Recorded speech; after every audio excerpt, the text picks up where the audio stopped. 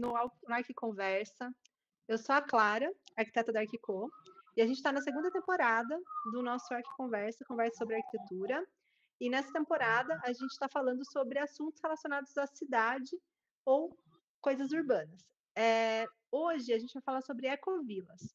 Com ela, que foi a pessoa que inaugurou o Arquiconversa da primeira temporada, teve o prazer de estar aqui com a gente de novo. E ela é arquiteta urbanista formada pela Unicamp. Ela tem mestrado pela PUC, ela é pós-graduada pela Univesp, doutoranda na Unicamp e é minha amiga. Bia, seja muito bem-vinda ao Arquiconversa. É um prazer gigantesco ter você aqui hoje. Oi, Clarinha. Oi, pessoal. Tudo bem? O prazer é todo meu. Muito obrigada por ter me chamado. É claro que eu ia voltar, né? Foi tão bacana e a gente ficou com aquela vontade de... Vamos falar um pouquinho mais? Então, hoje a gente estende aí esse papo por esse assunto que eu sou louca por ele. As ecovilas são um mundo muito interessante de conhecer e explorar. Bom, Bia, eu queria começar a live de hoje relembrando uma coisa muito legal, que é o que te fez querer ser arquiteta? Minha nossa, eu queria ajudar a construir o mundo. E a gente, quando não conhece muito bem a arquitetura ainda, né, na infância, andava pela cidade, via as casas e queria saber como é que as coisas eram feitas, queria saber o que estava por dentro das paredes.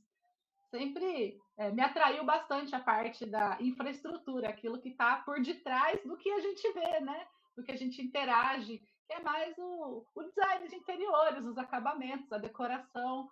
Então, muitas vezes a gente não sabe o que está por trás, né, daquilo. Mas aí, chegando na universidade, o mundo também se expandiu. E aí a gente foi descobrir o paisagismo, o urbanismo, a história da arquitetura, as teorias, e aí não parou mais, né? Foi difícil escolher o que se especializar. A verdade é que tudo era muito interessante. E aí, por sorte, o nosso curso, por ser noturno, possibilitou fazer estágios diversos, né? Em vários segmentos aí, tanto comerciais quanto na academia. Então, isso foi muito bom para poder ter uma variedade aí de experiências e realmente entender um pouquinho mais o que é arquitetura. Bom, hoje é muito legal você comentar sobre isso, porque realmente a arquitetura começou como uma curiosidade mesmo, né? E depois ela vai se expandindo, a gente percebe um mundo inteiro que a gente não conhecia antes, né? E eu acho muito legal você compartilhar isso com a gente. E obrigado por estar aqui hoje. Bia, eu vou começar minhas perguntinhas querendo saber o que te levou a estudar ecovilas, especificamente, assim, o porquê da ecovila? Bom, a minha relação com a sustentabilidade é um pouco anterior. Veio também da infância, acompanhando meu pai nos trabalhos que ele fazia no Instituto Agronômico de Campinas. E uma das coisas que aconteceu foi acompanhá-lo num congresso em Foz do Iguaçu. Então, chegando lá, na época do apagão, né, começo dos anos 2000, ver aquele cenário foi algo que me impactou muito. E, Uhum. e aí eu me senti minúscula diante da natureza, né? E ao mesmo tempo totalmente parte dela. Porque naquela ocasião não havia apenas o congresso acontecendo no hotel que ficava no Parque das Cataratas, mas estava tendo um encontro também entre, acho que, o primeiro-ministro inglês e o Fernando Henrique, que era o presidente do Brasil na época, e também o presidente da Argentina. Então, por questões de segurança, aquele parque fechou mais cedo. E aí, quando nós chegamos para o congresso que ia começar no dia seguinte, não havia ninguém. Então, assim, tive esse momento, uma epifania, né? De estar Hum. ali, eu e aquelas águas, no momento que a gente estava refletindo tanto, né, sobre a questão energética, sobre a escassez de recursos, e aí aquilo começou a fazer muito sentido. Eu falei, nossa, isso tem que ser preservado. E eu comecei a me interessar por todos os temas ambientais e também como que na cidade em que não tinha tanta natureza, né? Como é que a gente podia enxergar isso, né? Nos lugares em que a gente circula, em que a gente vive, nas coisas que a gente tem. Você consegue ver muita natureza no celular? Isso é difícil. E o Instituto Agronômico era um respiro, né? Ali eu podia ter um contato com uma natureza que, embora seja altamente administrada, né? Porque é um instituto de Hum, pesquisa para agricultura, mas também tinha ali bosques, né? E outras formas de interação com a natureza, principalmente ajudando meu pai nos trabalhos de campo. Então, não só esse impulso também, né, para a área científica, educacional, muito por conta dele, da minha mãe também, que era diretora de escola, mas também essa possibilidade de ter um quintal maior do que normalmente teria, principalmente na primeira infância, que era uma criança de apartamento, então não tinha chance. Né? Mas Campinas ainda é uma cidade que tem bastante oferta aí de arborização, parques, né, e natureza ao redor, muito, muito importante, né, para a gente se conectar com a sim. sustentabilidade, com o planeta. Bia, a gente falou de como surgiu essa vontade, né, em você de ir para essa área de ecovila. Mas eu acho que essa dúvida não é só minha, eu acho que mais gente tem essa dúvida. Como nasce uma ecovila? Assim, ela faz parte de algum planejamento urbano? Ela é prevista? Ou ela é alguma iniciativa espontânea de pessoas que se juntam? Como funciona, assim? Olha, para falar disso, eu acho que eu precisava responder um pouco melhor a pergunta anterior, porque a gente ainda não explicou para o pessoal o que significa a palavra ecovila, né? E Sim. uma das coisas que despertou o meu interesse por esse tema foi justamente quando eu percebi que uma ecovila não era igual uma agrovila. Eu nem E sei o que isso é foi uma coisa, uma agrovila. uma agrovila, pois é. Então vamos falar um pouquinho desses termos. Vai ser rapidinho, mas a ideia é esclarecer mais do que confundir. Então, quando eu estava lá no segundo ano da faculdade, a gente participou do encontro regional dos estudantes de arquitetura, em Presidente Prudente. E aí, lá, uma das atividades foi conhecer uma ocupação e um assentamento rural em Presidente Venceslau, que é uma cidade ali ao lado, né? E esse assentamento rural, ele era caracterizado como agrovila. E a Hum, agrovila, ela tem uma origem ligada à política pública rural, não é algo novo, né, no Brasil. O foco principal é o desenvolvimento agrícola, ou também pode ser um desenvolvimento urbano de abrigo e apoio a operários, funcionários que trabalham na construção de estrada ou de determinadas obras, né, que ficam assim, muito afastados dos centros urbanos. Ou até hum, por conta de alguma indústria que está ali buscando uma matéria-prima num rincão, né? E distante também. Então, acaba surgindo esses núcleos, né, populacionais, mas que, no caso do assentamento rural, da reforma agrária, ele tem um programa, né, de, digamos, colonização agrícola, né, onde o hum, objetivo é organizar os produtores rurais, familiares, né, em vilas próximas às áreas de cultivo, seja ele coletivista ou, né, não, aí depende um pouco do modelo.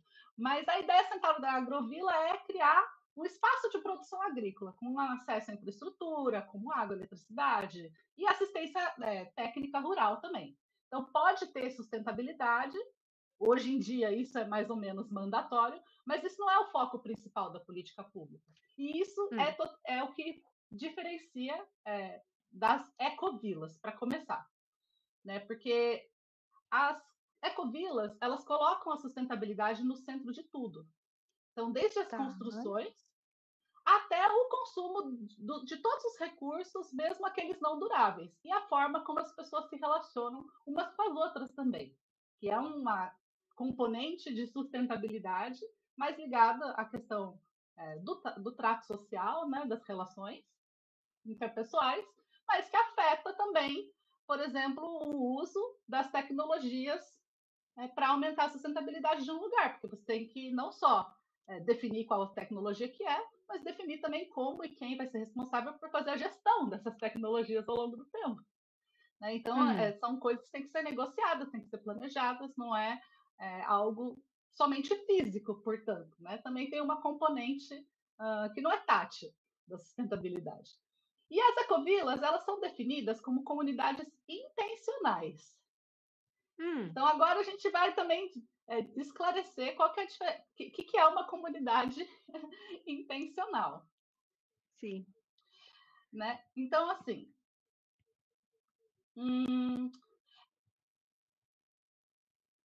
para falar, já engatilhando na resposta da segunda pergunta, né? Será que é um Uhum. processo espontâneo? Então, eu vou falar a diferença entre uma comunidade intencional e uma comunidade tradicional. Porque numa Tá. comunidade intencional, um grupo de pessoas decide viver juntas. E existe uma forma deliberada para fazer isso. Né? Então, tem um objetivo comum que é compartilhado, né? Uma visão de vida conjunta. Sim. Então, o que diferencia essas comunidades de outros tipos de agrupamento é justamente a intencionalidade.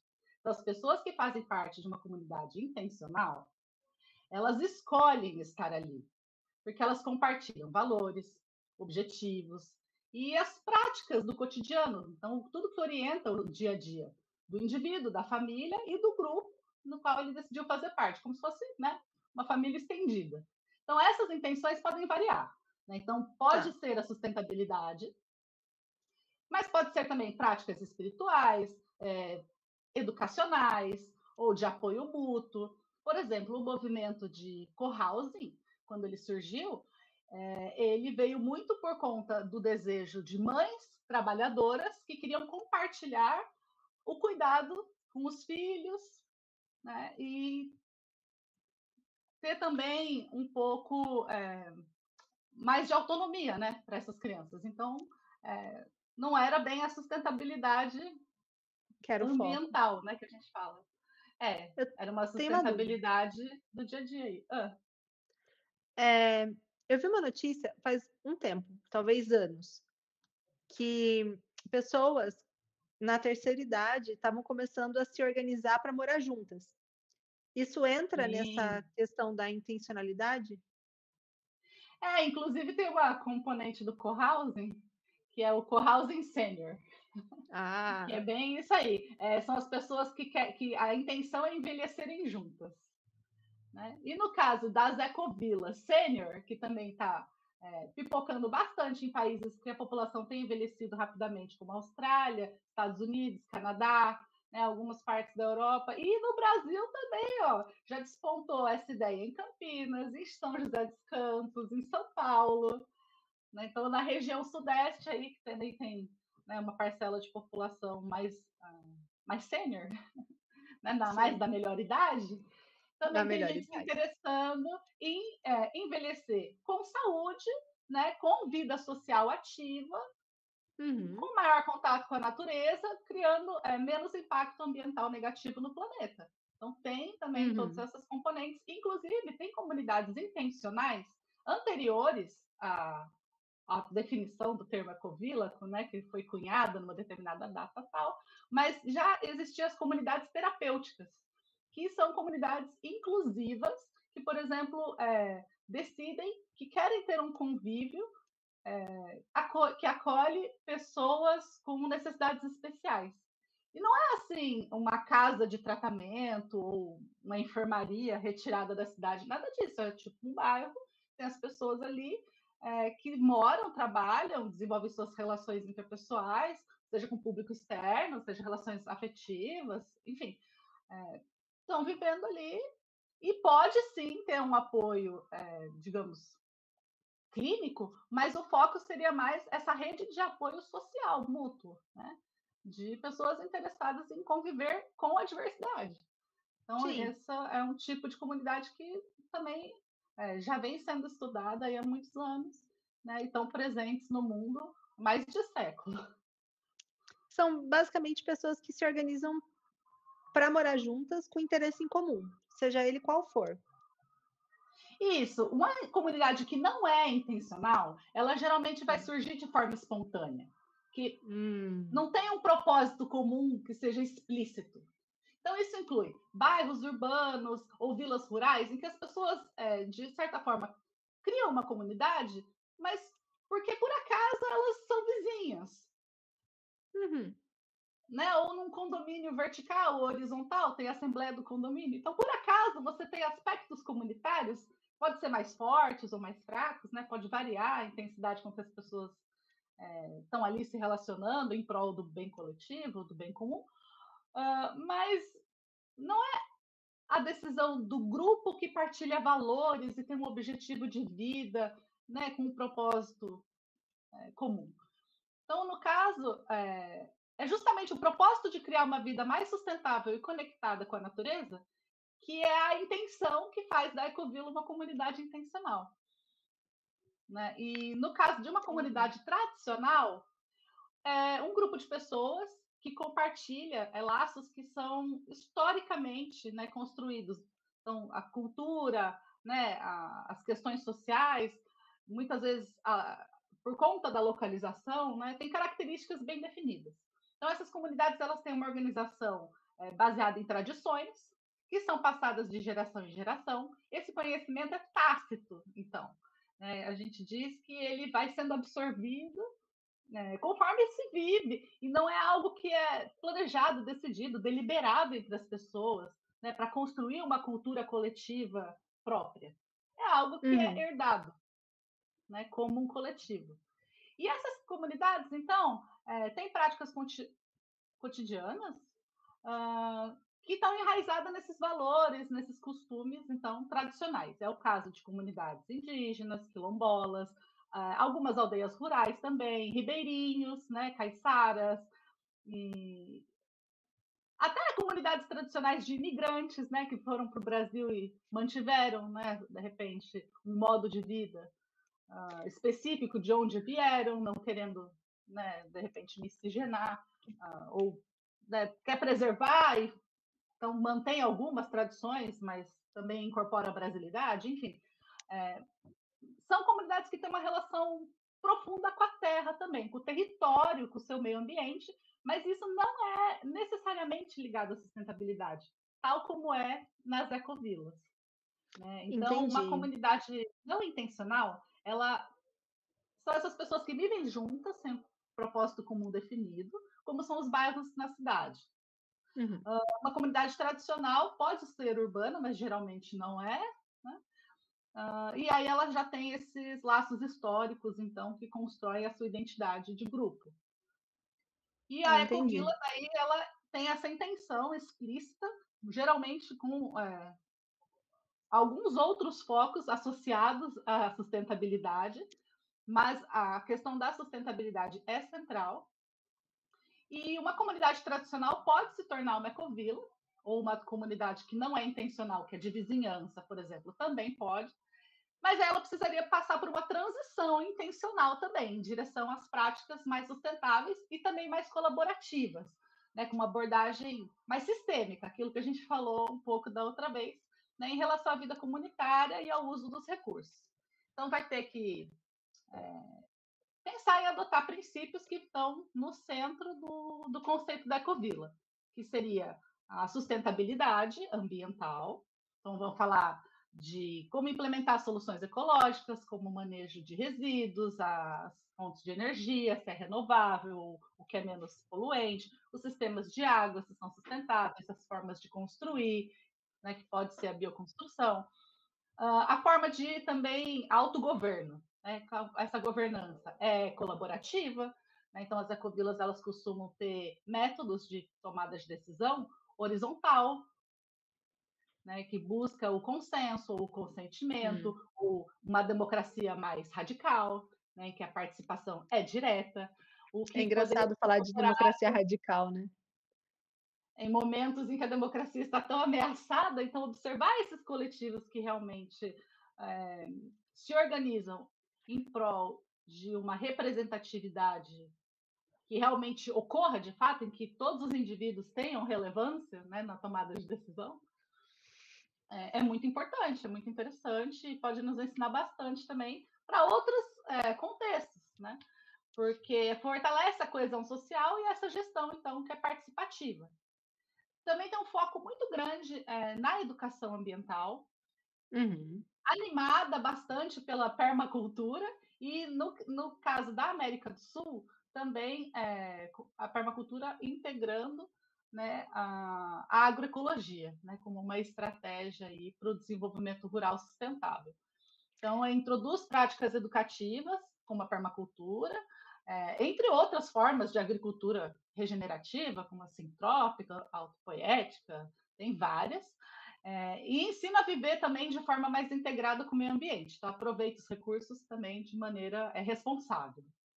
Né? E também a questão econômica. Então, é uma economia que é mais solidária e que busca estar ancorada no local. Então, desenvolver economias regionalizadas, né, baseadas em trocas justas, na produção local, né, e de sistemas de apoio mútuo também. Então, isso ajuda a reduzir a dependência dos sistemas econômicos externos e insustentáveis também, com um monte de impacto ambiental e social negativo, embutido, muitas vezes escondido, né, nas opções de consumo que a gente faz no dia a dia. Então, buscam também estar olhando para essa questão da sustentabilidade.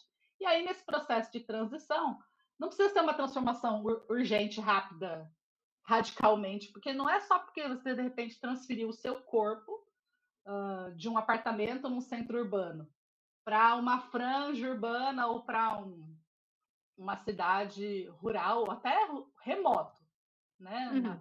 Uma natureza mais distante mesmo da urbanização. Que automaticamente, então, todo o seu estado de espírito, suas decisões, sua visão de mundo vai também transicionar como uma matéria, né? Como todas as suas células. Então, esses projetos comunitários, eles são uma boa forma de se engajar e começar a fazer a transição mental, emocional para a sustentabilidade. Né? Então, criação de hortas comunitárias mesmo em áreas urbanas. Em São Paulo, a gente tem vários exemplos, né? Até, o projeto Ecobairros, muito atuante ali, Vila Mariana. Aos poucos, eles podem engajar a comunidade em práticas que são mais amplas, de autossuficiência, né, e de sustentabilidade, e apoiando quem trabalha por isso fora da cidade. Por exemplo, esses coletivos de suporte à agricultura, os CSA. Sempre tem uma sigla, né, pessoal? Então, a comunidade de suporte à agricultura, você elimina todos os intermediários, não tem a relação pessoal do supermercado, e aí vai diretamente no produtor, né, pode ser produto agrícola, né, mas também Uhum. pode ser produto manufaturado, cosméticos, né, e outras coisas que a gente utiliza, né, para apoiar aí uma produção mais familiar, uma cooperativa, enfim, algo que esteja no local onde se vive, não de repente do outro lado do mundo, né? Eu acho que isso responde a pergunta que a Adélia fez no YouTube, que ela perguntou se essas pessoas elas comercializam o que produzem. Então, sim, elas comercializam de forma local, né? Com uma frequência grande, sem intermediários, como o supermercado. Essas várias dimensões da sustentabilidade que eu mencionei, nesse processo de transição, diferentes grupos que formam ecovilas vão estar se desenvolvendo mais ou menos, né, nas diferentes dimensões. E muitas vezes, se faz parte da visão compartilhada do grupo a produção, né, Uhum. agro-silvopastoril, enfim, qualquer produto que tenha, né, a ver com Com aquela comunidade. criar sustentabilidade, além de criar identidade do grupo. Então, daí, sim. Mas, se não, quando, por exemplo, a cola do grupo é uma sustentabilidade que está mais ligada a desenvolvimento pessoal, né, ou projetos educacionais, eventualmente, então, pode ser outros tipos de produto não tão tangíveis, né, como uma experiência, um curso, uma formação, pode ter um material didático de apoio, mas assim, o produto principal é a vivência, né? Sim.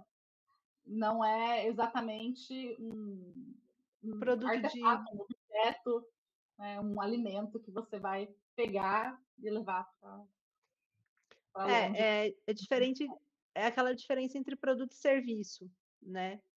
O que não é tangível é um serviço e o produto é algo que realmente você é um objeto material que você vende, né? Nesse caso, então, seria uma experiência mesmo, um serviço. Entendi. Então, a É, Ecovila, ela nasce de forma intencional. exato, ela pode até ser um processo orgânico, endógeno do grupo, mas espontâneo eu acho que já não traduz a ideia da intencionalidade que faz parte do conceito da Ecovila. E isso também é interessante colocar que a Ecovila como um espaço construído, um ambiente, né? Porque mesmo os espaços externos, eles são planejados, então a gente pode dizer Sim, que é um ambiente construído também. sim. E e elas são verdadeiros espaços educadores, espaços de demonstração desse modo de viver. Uhum. Né? Então, uma das experiências, né, que várias comunidades oferecem é um dia aberto ou uma vivência mais imersiva, até programas de voluntariado, né, de curta, média e longa duração. E muitas vezes, quando tem espaços para ampliar, né, o número de moradores da Ecovila, também fazem uma aproximação gradual, né? Então a pessoa de repente vai passar uma temporada lá, digamos, aluga antes de comprar, sabe? Se é que isso faz sentido dentro da lógica do Daquela grupo, comunidade, é. funciona de outra forma a questão econômica, inclusive com moedas paralelas. Mas isso é uma coisa que me fez lembrar muito de uma Uhum. experiência que eu tive imersiva quando eu estava no último ano da faculdade. Então, Uhum. eu, eu fui visitar uma ecovila, estava fazendo o TFG, né, que é o nosso trabalho final de graduação, e era um centro de agroecologia, lá no Instituto Agronômico. Sempre eu estava estudando no Instituto Agronômico, nos projetos de arquitetura da faculdade, eu dava um jeito de pôr, que eu amo essa instituição. Mas aí fui para o interior de Minas Gerais, e fiquei cerca de 10 dias no Ecovila, fiz um módulo lá ecológico, então eles iam apresentar técnicas de construção, técnicas de saneamento, infraestrutura, coisas que eu achava que ia me ajudar como referencial teórico para o TFG, né? Inclusive Sim. pondo a mão na massa, aprender fazendo. E uma das coisas que eu percebi é que, ou pelo menos me pareceu, né, que ao estar na Ecovila, eu automaticamente estava colocando uma pegada ecológica menor do que geralmente estava sendo colocada por mim no mundo. Porque naqueles 10 dias eu me abstive de comer carne, praticamente não utilizei nenhum produto industrial de rápido consumo. Claro que cadeiras, né, PowerPoint, coisa assim que tinha no curso, ferramenta, né, Sim. produto industrial. Mas, digamos, na minha alimentação não estava fazendo parte, na questão da higiene também não. Né? Então, porque era tudo mais caseiro, mais biológico, mais facilmente assimilável pelos sistemas que eles tinham ali construídos no seu ambiente. E toda a lógica de funcionamento também direcionava para ter atitudes mais colaborativas, mais comunitárias. Então, eu percebi que, de alguma maneira, ao voltar, eu revi algumas coisas que eu estava vivendo, né? E, inclusive, estava morando com colegas, né, na mesma casa. Então, aquilo, falou, acho que a gente podia ter um outro tipo de conversa sobre como as coisas estão funcionando por aqui. Né? E as ecovilas, então, elas inspiram não só a questão da construção dos ambientes, mas a construção das relações para que o convívio nesses ambientes seja mais harmônico entre as pessoas e entre as pessoas e a natureza também. Bia, você estava falando sobre colocar a mão na massa. Na faculdade, a gente vê alguns métodos construtivos, né, como a Taipa, o Adobe. E, bom, pelo que você explicou, provavelmente quem define isso é a comunidade da Ecovila, porque é uma coisa conversada. Mas o que você viu de método construtivo, tanto nos seus estudos quanto nas suas viagens? Assim, o que você reparou como eles constroem? E eu vou emendar já como é a parte de infraestrutura desse local, né. E vou deixar essas 2, depois eu faço a outra. Bom, uma das coisas que é muito importante na construção sustentável é observar o que a localidade, né, está oferecendo para essa implantação desse projeto. Uhum, Então, então na faculdade a gente, né, tinha que analisar trajetória solar, ventos predominantes, que vegetação que já é existente, dá para manter, como é que a gente vai trabalhar desníveis do terreno. Vamos movimentar menos a terra ou tentar ser o menos intrusivo? Para onde que a água está indo? Será que não é melhor deixar ela no seu curso natural ou dá para melhorar isso? Porque também, às vezes, chega-se num local e, às vezes, a ocupação humana é tão antiga que, por mais que você esteja vendo, sei lá, mato ali, né, hum. aquilo não é original. Posso fazer o parênteses? É ir para o Rio de Janeiro e visitar o aterro do Flamengo. Exato, então está sendo colocada areia na praia ali continuamente, né, para manter aquele aspecto, né, que adoramos desfrutar. Porém, é algo que necessita, né, de uma constante Manutenção. dispêndio de energia, né, humana, né, consciente, para que aquilo não se desfaleça, para que não, né, desapareça. Então, Uhum. há exemplos, né, de ecovilas é, que, por conta da oportunidade da aquisição da terra, que é uma barreira muito grande, né, ainda, principalmente no Brasil, o acesso à terra, seja urbana ou rural, é bastante impeditivo para que pessoas desenvolvam projetos de vida como esse. Né? E não só no Brasil, várias cidades do mundo inteiro, o acesso à terra está caro e restrito. Sim, Porém, a concentrado. partir, então, muitos no Brasil e na Europa, nos Estados Unidos, enfim, buscam áreas que estão, então, menos competitivas no mercado imobiliário. Então, isso pode ser Uhum. um pasto velho, que o solo está compactado e que está ali abandonado já há algum tempo, cheio de braquiária, né, que é uma praga. E aí, o que você vai fazer? Bom, preciso restaurar essa nascente, preciso, né, requalificar esse solo, colocar as construções no lugar certo. Então, observar e interagir com o ambiente são dois princípios já de partida da permacultura, que é Uhum. uma metodologia para desenvolver propriedades rurais sustentáveis, que foi desenvolvida por australianos já, já bem há uns 50 anos, começou essa história na década de 70, fazendo uma sistematização de conhecimentos de populações ancestrais, né, os aborígenes australianos. Então, como que eles interagiam com o seu meio ambiente? Aquilo começou a despertar interesse nos pesquisadores. E também, depois, isso foi se expandindo na América Central, na América do Norte, tá? E juntando esses saberes.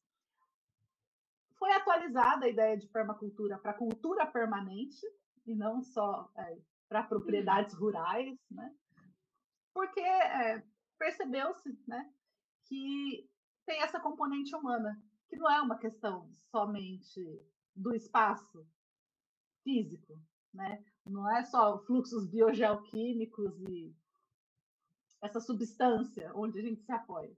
Não, também tem o ambiente político, cultural, social, né, das relações. Então, tem também até uma componente mais íntima. E isso que também é interessante sobre as ecovilas do ponto de vista da difusão do conceito de sustentabilidade. Nas construções, isso se traduz de uma maneira bastante interessante, porque é uma consequência da opção de consumo que reflete um estilo de vida que aquele grupo tem, ou Uhum. deseja construir Ter. junto, né, ao longo do processo. Exato. Então, você já quando você está atuando para. Então, mesmo que não seja perfeito desde o início, a cada passo está chegando mais perto de atingir o objetivo almejado, né? E em grupo também é um pouco menos desafiador, porque o apoio mútuo, novas ideias para lidar com problemas que eventualmente surjam, eventualmente pode-se optar por uma tecnologia, por um processo, vamos desenvolver esse hábito. E na hora de idealizar e planejar é uma coisa, na hora de implementar e executar pode muito bem ser outra. Então, esses ajustes, né, eles necessitam aí bons pactos de convivência para que não se tornem coisas que dificultem, né, o grupo se manter coeso, unido, firme no propósito, né, para que todo mundo realmente não gosto muito da palavra evolua, né, mas continue caminhando na direção, né, que foi ali determinada. E às vezes também essa direção pode dar uma mudadinha, né, conforme o grupo vai Claro. amadurecendo e tal. Então essas coisas também não são estáticas, né? Está sempre sendo É. revista. A ideia é que até A mude, né, opção, para que evolua.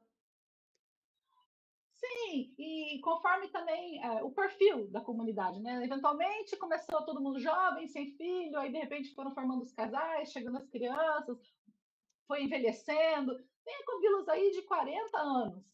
Então, quando todo mundo tinha 20, era uma coisa, agora que todo mundo tem 60, é outra. Né? Ou Então, quais são as necessidades? Os edifícios, né, e as opções construtivas também vão ter que se adaptar a isso. Mas geralmente elas estão ligadas, então, à disponibilidade de recurso e mão de obra qualificada para lidar com os recursos disponíveis na região, no local, né, de preferência minimizando, então, transportes de uhum. todo tipo.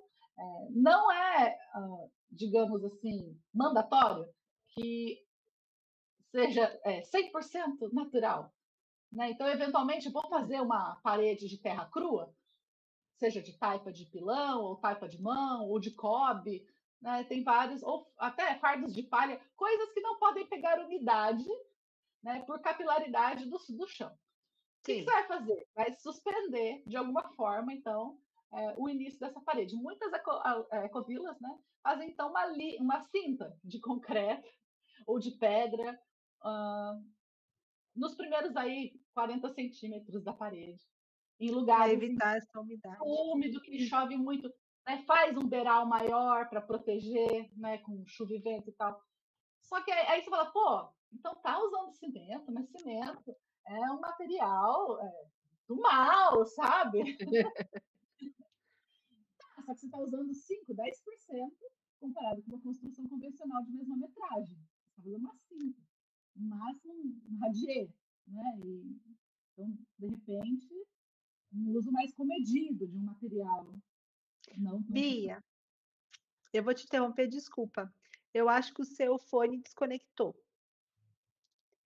Eu tô te ouvindo, mas eu tô te ouvindo bem no fundo. Opa, eu tô te eu ouvindo, estou te mas eu tô ouvindo, te ouvindo. Ah, melhorou. melhorou? Melhorou. É que eu estava começou o som começou a ficar lá no fundo, eu falei: "Não, deixa eu Oh, avisar". obrigada por me interromper, porque eu vou na empolgação e de repente não percebo, né, o que está acontecendo aí na Não, parte técnica. imagina. Tá me ouvindo direitinho, então? Tá, agora tá ótimo. Então, uma outra coisa que é interessante nessas construções é a integração de diferentes funções dentro do mesmo elemento arquitetônico. Então, por Hum, exemplo, o telhado verde, né, a cobertura verde. Não precisa necessariamente ser um telhado, pode ser uma outra superfície, como uma parede, uma rampa, né? E pode ser adaptado de algo que já existe, não necessariamente tem que ser só em construções novas. Então, tem diversas técnicas que fazem aí uma atualização da arquitetura que não está sustentável para algo um pouco menos nocivo, né, com uma pegada menor. Então, por exemplo, para fazer coleta de água de chuva, para hum. criar, de repente, um visual mais verde no local em que está uma certa aridez, né? Então, atrair, de repente, passarinhos, borboletas, abelhas, além de colocar uma perspectiva, né, de vegetação, né, no percurso aí das pessoas, não necessariamente quem está dentro, mas quem está circulando por fora, né, também é impactado pelo que a gente constrói. As ecovilas, elas podem ser tanto urbanas quanto rurais. Elas podem estar no meio da floresta, pode estar no meio do caminho entre, né, uma área totalmente rural e outra um pouco mais urbanizada, pode estar no centro de uma mega cidade. Né? Pode ser na forma de prédios também. Em Nova York mesmo tem uma quadra ali que começou com uma única edificação e de repente aquilo foi juntando com os vizinhos e tem negócios e vários outros projetos, né, iniciativas sustentáveis que formam uma comunidade totalmente urbana. E o prédio e essas construções anexas foram se adaptando, né, e se unindo num grande bloco. Então, tem essa possibilidade. No Japão também tem uma, que é da comunidade S1, que inclusive no interior de São Paulo é inspiração para a Vila Yamagishi, que é uma produtora, baita produtora de orgânicos e ovos das galinhas felizes. Então também vale a Sim, pena conhecer. Já deve ter visto no supermercado aí no interior. já eu ia falar isso. E eles têm esse programa de pesquisa, né, de investigação para o desenvolvimento pessoal e humano, e é muito baseado no que eles aprenderam observando as galinhas. E aí essa filosofia veio lá do Japão, e aí lá não é uma comunidade rural, uma fazenda, não, é uma comunidade urbana em que as pessoas nem sequer todas moram na mesma edificação, mas é um conjunto de habitações num bairro, e eles têm um centro comunitário, então tem espírito de comunidade, tem negócios, né, tem partilha, né, de excedentes, as pessoas cuidam de si e do meio ambiente, mesmo não compartilhando o espaço de moradia cotidianamente, né? Mas vivem juntas, criaram um estilo de vida comunitário, com decisões horizontais e que tem uma pegada ecológica então menor e que também dialoga com as outras pessoas que não são parte desse grupo. Né? Porque a gente também sabe que a Ecovila não quer ser uma bolha, né? Não é um museu Sim. de novidades somente. As pessoas estão desenvolvendo seu estilo de vida ali, você pode ir visitar, tem muitas que oferecem diversas opções, inclusive de turismo, né? Ecoturismo, turismo não só educacional, né? No qual coisas como saneamento torna a experiência ainda mais interessante, né? Você vai lá e, ao mesmo tempo que você está comendo seu café da manhã orgânico, você sabe que aquela fruta estava num pomar em que a zona de raízes das árvores recebeu água do esgoto lá da onde você está hospedado e está tudo certo dentro das normas Sim. sanitárias, seguro, né? E totalmente conectado com o ecossistema local, porque muitas vezes só de ser um pouquinho mais afastado da mancha urbana consolidada, os serviços públicos, né, de coleta de lixo, de coleta de esgoto, afastamento, né, e coleta de esgoto, tratamento, às vezes não chegam. Sim. Então, essas soluções que são descentralizadas, que dão mais autonomia, né, para os moradores do lugar, elas são muito interessantes e utilizadas. Então, essa questão da infraestrutura, ela também molda a arquitetura. Então, tem a questão da experiência arquitetônica, que é diferente. Você está num edifício com um monte de material artificial, né, com essas paredes brancas, ou você está em um outro que está respirando, né, que tem materiais mais naturais para você Sim. tocar, para você sentir o cheiro, né? Até ouvir, né? Como que isso reverbera. Então, como é que o nosso corpo também se coloca, né? Nessas situações diferentes. Então, a gente tem essas várias técnicas, né? Que utilizam ou a terra crua, que reutilizam material de demolição, vários tipos, né? Objetos que a gente nem imagina que poderia integrar uma construção, como painel de carro, freezer velho, pneus, todo tipo de resíduo aplicados. Tem um arquiteto nos Estados Unidos que ele é até conhecido como Garbage Warrior, Ó, né? É ele o faz guerreiro do construção com lixo. tudo. Ele criou a nave terra, que é a Earthship, que é um modelo de habitação autossuficiente que tem sido adotado por ecovilas em vários lugares, inclusive em situações pós-desastre também, né, na questão do tsunami que teve na Ásia também, no começo dos anos 2000, né, ele Uhum. foi um dos consultores, né, e esteve lá construindo naves mães, naves terras, né, para lidar, né, com essa questão do excesso de resíduos e a falta de material de suprimentos mais convencionais de construção.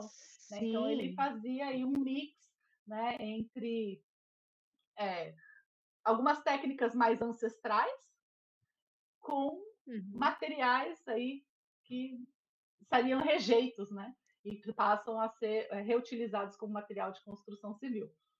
Então, tem esse aspecto também. Tem a maior integração com a paisagem, né, do ponto de vista paisagístico, mas também do ponto de vista produtivo. Né? Então, uma construção que reduz o consumo de água, reduz o consumo de energia por estratégias passivas, né? E também que pode estar produzindo aí alimentos, plantas ornamentais, aromáticas, plantas inseticidas, né, que afastam aí, por exemplo, vetores de doença, como a Aedes aegypti, né? Uhum. Então, questões assim do próprio lugar que vão estar agindo como verdadeiras vocações, vão estar sussurrando no ouvido do arquiteto mais atento, né, do planejador, o que vai ser mais adequado para aquele contexto biorregional e também cultural da comunidade. Porque, por exemplo, uma solução que eu geralmente não aconselharia para uma comunidade em que o grupo é essencialmente urbano, para Hum. começar, né, no saneamento ecológico, é o banheiro seco. Acho que é uma Ah, sim. ruptura de paradigma enorme, que muitas pessoas podem estar dispostas, mas outras podem pode gerar um estranhamento tal que gera até indisposição para discutir outros assuntos, né, dentro do mesmo tema. Sim. Então, Bia, acho interessante ter isso, assim, um arsenal, né, um cardápio de soluções para que isso seja flexível o suficiente para se adaptar, então, para a questão climática e também para a questão político-social. E vou te econômica, interromper, claro. desculpa. Vou te interromper para fazer o nosso merchan. Gente, se vocês estão gostando do papo, se vocês estão gostando do Arque Conversa, curte a gente no Instagram, curte a gente no YouTube, segue, comenta, compartilha, tira suas dúvidas. Se vocês estiverem assistindo isso gravado, pode deixar suas dúvidas nos comentários. Eu mando para a Bia, quando ela puder, ela responde, a gente posta a resposta dela das dúvidas. Mas curte, comenta, compartilha, ajuda a gente. Porque, como eu disse na semana passada, toda essa infraestrutura ela é desenvolvida por 2 pessoas, mais o convidado. Então, sou eu, a Laura, e o convidado, que hoje é a Bia. Então, vamos prestigiar. Se você é nosso colega, nosso amigo, nosso parceiro, comenta, compartilha com algum amigo que não está no nosso meio, para a gente poder crescer essa comunidade e poder sempre trazer mais pessoas, mais dúvidas, mais convidados de diferentes áreas da arquitetura. Bia, a gente está indo mais ou menos para os 10 minutos finais. Antes de você explicar o que é o banheiro seco, que eu acho que a galera não se tocou, né? Eu vou só fazer a pergunta do Paulo, do YouTube, para a gente não perder esse gancho, tá? Antes da gente mudar de assunto. A Ecovila, a ideia de Ecovila pode se ligar com a ideia do Movimento Sem Terra? É uma dúvida. Sim, inclusive, um dos primeiros livros que foi publicado, derivado de um trabalho acadêmico, lá em 2015, chama Assentamentos e Ecovila, no caminho da agroecologia. E a pesquisadora ela vai justamente investigar essa ponte. Né? É prático, além de teórico? Né? Então, a agrovila pode ser uma ecovila também? E Uhum. a ideia de ecovila, ela pode sustentar projetos de reforma agrária? Projetos de reforma urbana também, né? Porque a questão habitacional ela atinge, né, a população tanto nas cidades Sim. quanto no campo, e o campo cada vez mais esvaziado, né? E necessitando, então, de uma nova ruralidade, uma ruralidade mais urbana. Então, tem algumas reflexões, né, acadêmicas sobre isso, e também tem movimentos aí da sociedade para pressionar por políticas públicas que apoiem esse tipo de iniciativa no Brasil e fora também. Bia, depois você manda o nome do livro, eu vou deixar na descrição. Eu tenho uma lista de livros aí para o pessoal poder consultar. Relato de trajetória, resumo, né, de trabalhos acadêmicos, tem podcast, tem canal do YouTube. Gente, a internet hoje está recheada de muito conteúdo de qualidade sobre esse tema. Quando eu comecei a pesquisar isso lá em 2015, estava difícil, mas depois da pandemia, o Google Trends ele revela. Aumentou o interesse das pessoas por esse tema, né? Acho que a Covid ela despertou muitas reflexões e revisões. A tragédia pode também ter alguns legados com eventuais resultados positivos para a sociedade. Então, essa Sim. reflexão, essa autocrítica, né, sobre o estilo de vida que nos levou à pandemia, muita gente encontrou nas ecovilas uma resposta, uma Faz total alternativa. sentido.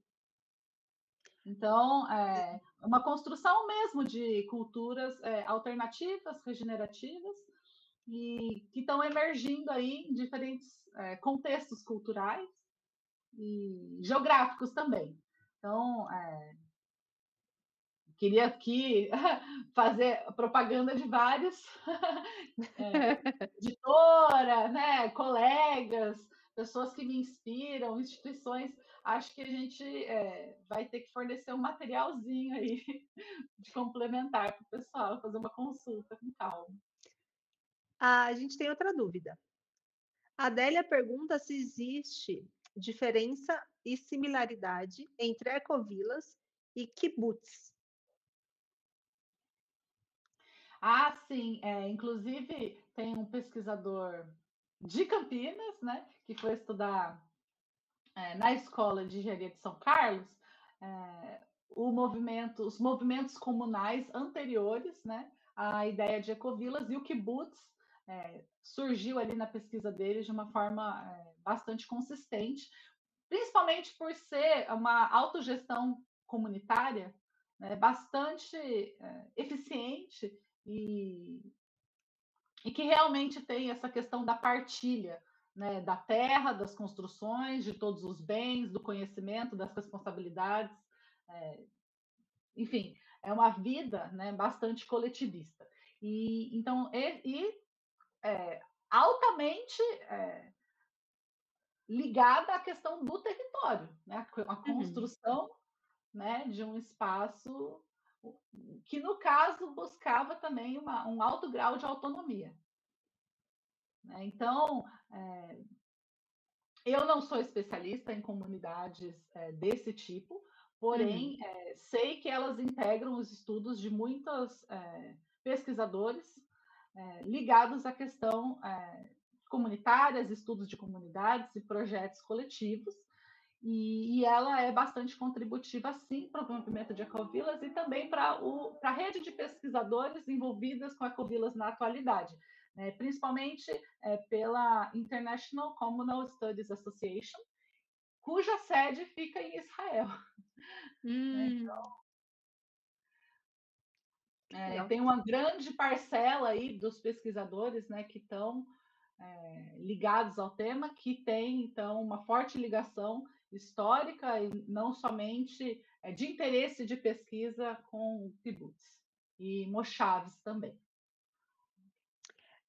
Bom, gente, se vocês tiverem mais dúvidas, por favor, enviem que a gente vai entrar nos minutos finais. Agora, retomando o assunto, o que é um banheiro seco?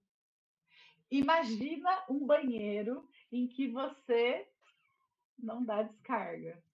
Essa ideia genial que eles tiveram, que alguém teve, de não gastar 200 litros de água, 50, seja quanto for, para aqueles 30 ml de amarelinho que você botou ali, entendeu? Tá, eu fui meio exagerada aí nas proporções, mas digamos assim, vou gastar 5, 10, 15 litros, né, para eliminar 300 ml, para eliminar um sólidozinho sobrenadante, Não faz sentido. ou um submarino, né, digamos assim. Então, isso é um recurso que está sendo duplamente, na verdade, são vários recursos que estão sendo aí mutuamente prejudicados e desperdiçados. A água tratada cara, né, que você está comprando da concessionária, para dar descarga e aí enviar, né, para o sistema de De esgoto. coleta pública, né, que vai estar ali sendo muitas vezes diluído com a água da chuva e vai ser bem mais caro resolver lá na estação de tratamento de esgoto, ou pior ainda, né, você está jogando num buraco, numa fossa aí no seu quintal, que sei lá como é que anda a manutenção disso aí. Então, como é que a gente pode fazer sistemas, então, mais coletivos e mais conscientes?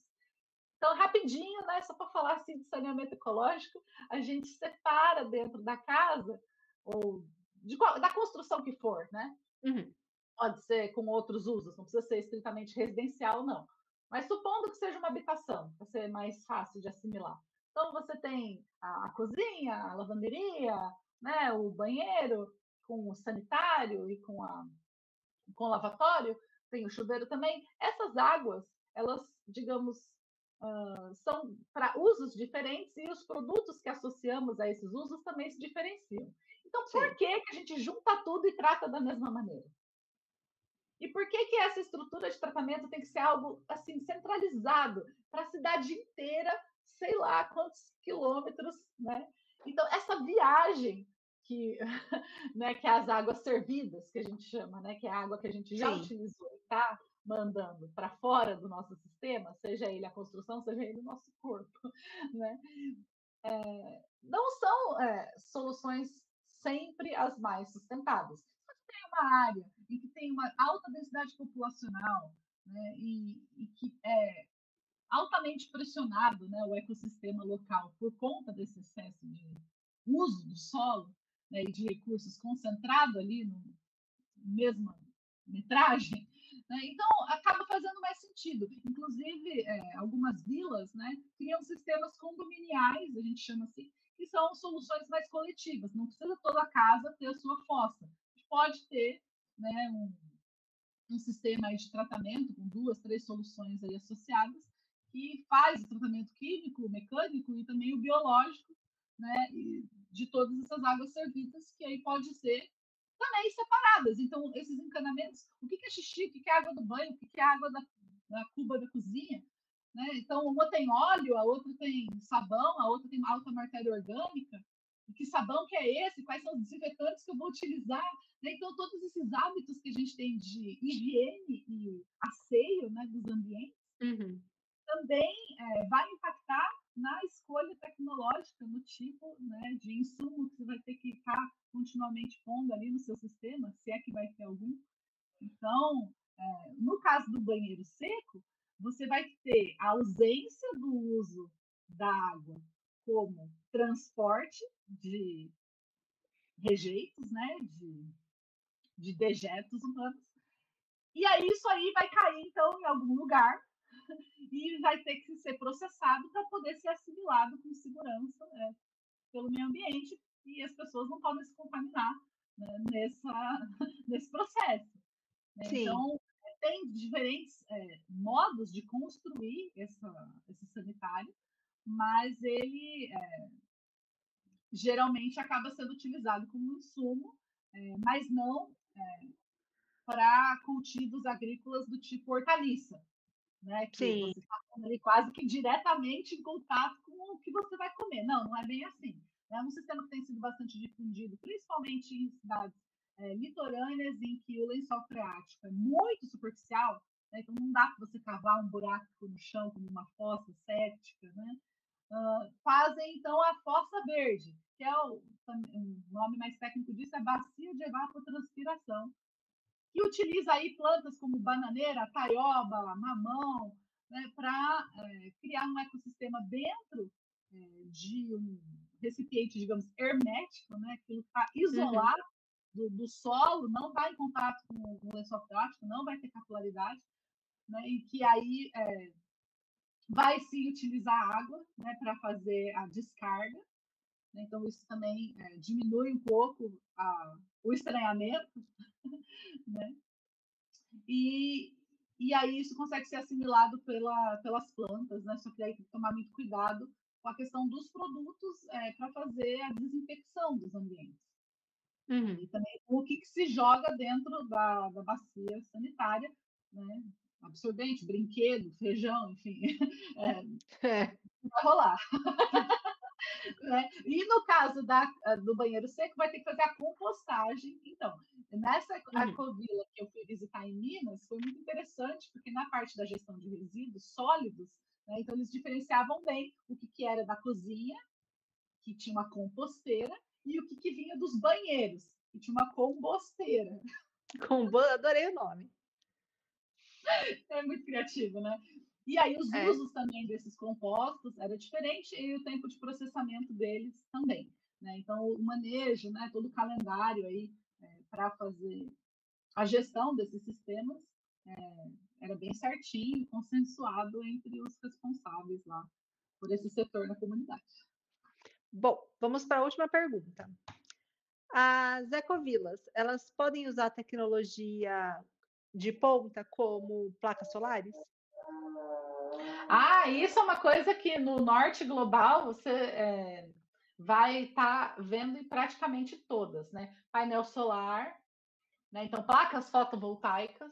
Algo que vi menos do que no Brasil foi o aquecimento solar de água, né? Porque geralmente utilizam gás ou até fazem geração de biogás para fazer o aquecimento da água com gás, né? E não usa chuveiro elétrico. Né? E no Brasil acaba fazendo mais sentido o uso do chuveiro elétrico associado ao aquecimento passivo da água por irradiação solar. Né? Então, coloca aí uma caixa d'água preta, seria uma solução assim a mais barata e fácil. Né? A caixa d'água já está fora, não está dentro do forro, pinta de preto, ou faz com garrafa PET, né? Que também já aproveita e reutiliza uns materiais aí. Né? Tem várias soluções para fazer essa associação, então, com o termostato, então fica bastante eficiente mesmo. Tem até trabalho que mede isso, né?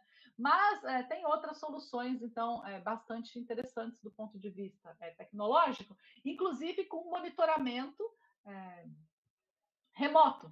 Né? Então, você, do seu celular, tem uma aplicação e eu estou vendo como é que está regando o meu jardim, com gotejamento, uma precisão absurda. Né? Quanto que está aquecendo ou resfriando a casa. Então, o que eu vou precisar ativar aqui para chegar numa temperatura mais razoável, por exemplo, em climas mais severos, né? Como o inverno que neva e tal. Então, tem aquelas casinhas que parecem de hobbit, né? Também Sim. faz a parede, né? Seguindo o mesmo princípio das antigas casas coloniais, né? Que a gente vê pelo Brasil inteiro, né? Você tem uma espessura, né? Uma massa térmica que faz, então, esse delay, né? Esse atraso aí na transferência da temperatura. Então, o interior está sempre mais confortável do que o exterior, seja ele mais quente ou mais frio, né? Por conta né, dessa massa. E, então, isso pode ser obtido não só com técnicas antigas, não. Né? Pode ser também feito com uma construção de pré-moldado, né? E que aí, às vezes, dentro está utilizando palha ou reutilizando isopor, né? Como material de construção. Então, pega sobras, né? Pica tudo aquilo, faz um recheio. Claro que tem que ter também uma consciência a respeito dos riscos, né, que diferentes técnicas construtivas podem envolver. Então, se você constrói muito com madeira, muito com materiais que são facilmente inflamáveis, então tem que ter também alguns hábitos que vai prevenir uma catástrofe, né? Porque ninguém quer construir ecovila para ser incendiada depois. Não. Então, a segurança em primeiro lugar. Sim. Né? Mas é possível fazer, sim. Inclusive, tem projetos que são bastante, digamos assim, seguindo uma lógica mais industrial de construção com canteiros muitíssimo limpos e construção rápida, né? Utilizando o Hum. steel frame, por exemplo, de modo que até a construção depois de pronta tem uma certa flexibilidade em relação ao dimensionamento dos ambientes. Então, se a família amplia, diminui, se muda, entra outra, como é que faz? Né? Você vai ficar com uma Mas, construção ociosa ou hiper, né, ocupada? Não. Né? Então, às vezes, dependendo se a ecovila, né, se faz sentido para o lugar, para a cultura, né, enfim, utilizar, né, um sistema mais industrial pode ser uma opção mais sustentável. Agora, assim, não faz muito sentido, por exemplo, eu estou no interior de São Paulo, no Paraná, e aí eu quero construir com um bambu, sei lá, que eu vou trazer da Guiana, sabe? Eu vou trazer lá da Amazônia. não faz sentido nenhum, né? Então, o material é mais sustentável, o bambu? Nem sempre. O steel frame, a construção de madeira pré-fabricada impacta, mas nem sempre.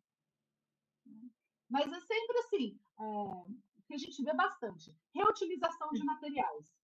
Uhum. Então, restos de outras construções e ressignificação de materiais que eventualmente não eram de construção, né, em Findhorn, que é uma ecovila que tem na Escócia, que é bastante referencial para o movimento, todo mundo adora pesquisar sobre eles, porque é bastante espiritual também, bastante alternativo, New Age, né, então interessante também por esse viés, mais, né, sensível, né, não tão ligado à construção do espaço, mas à construção dos seres que habitam o espaço. Mas lá eles utilizam várias técnicas de sustentabilidade na construção e nas infraestruturas, e uma delas é reutilizar a madeira de barris de uísque, porque afinal na Escócia né, tem bastante. E aí Tem. tem esse tipo de madeira em tudo quanto é jeito lá nas construções para todo lado. Então, uma estética Legal. absolutamente ligada ao local e à cultura daquele povo. Sim. Não Porque a vou gente mandar não vai, trazer o a gente barril não da vai. Escócia, sabe? Eu ia falar isso. A gente não vai importar barril só para construir, né? Faz sentido nenhum. Não, é melhor trazer com recheio, né? Aí bebe primeiro. Ah, a gente aproveita. Bia, eu queria agradecer imensamente a sua presença. Você é uma pessoa muito querida. Finalmente você teve assim uma live só sua sem problemas, né? Agora sim, você foi uma convidada e eu queria agradecer muito porque você foi a primeira e tudo que tinha que ter errado deu, mas agora deu tudo certo. Eu agradeço a oportunidade de ter retornado, a oportunidade de ter sido cobaia também, digamos assim, porque é só fazendo, né, que a gente acerta. E não vai acertar de É, primeira sempre, e o importante é a gente se manter aí motivado, ativo e firme no propósito. Então, é para fazer live? Cada live é melhor do que a anterior. Né? E sim. espero aí ter despertado o interesse do pessoal em conhecer mais as ecovilas, conhecer por dentro, ir atrás das vivências. Tem muita presença digital das ecovilas em redes sociais, né, no YouTube, compartilhando seus conhecimentos, convidando a fazer parte, né, como visitante ou como morador. Então, procurem, busquem, não só como turismo, mas também como formação. Né? Fazer um treinamento online ou semipresencial, se não puder estar se deslocando para fazer né, uma imersão, uma coisa mais longa, né, que eventualmente só dá nas férias. Então, tem alguns pioneiros aí, anteriores à pandemia, mas durante a pandemia, vários passaram a difundir né, e preconizar o movimento das ecovilas.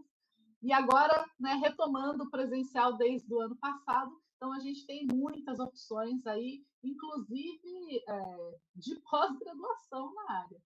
Né? Então, não só para ensino não formal, mas coisas com certificação e que ajuda também a formar multiplicadores né, desses conhecimentos, dessas ideias.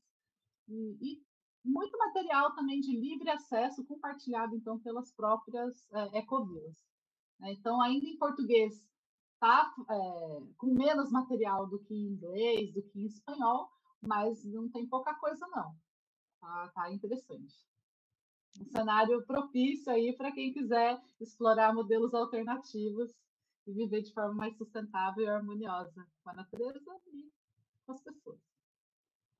Bom, queria agradecer também todo mundo que assistiu no Instagram e no YouTube. A live vai ficar disponível logo que a gente encerrar. E é isso, semana que vem a gente vai ter a questão de memória e patrimônio com a Cristina. E na próxima, Bia, daqui 15 dias, tem com a Mel, da Ecolo. Nossa, os dois encontros vão ser super jóia. Eu vou estar aqui acompanhando como ouvinte, né? Espero aí reencontrar vários nominhos aí que já surgiram durante essa transmissão e as anteriores também. Muito obrigada pela atenção, pessoal, e muito obrigada novamente, minha amiga querida, pelo convite. Adorei. Beijo, gente. Tchau.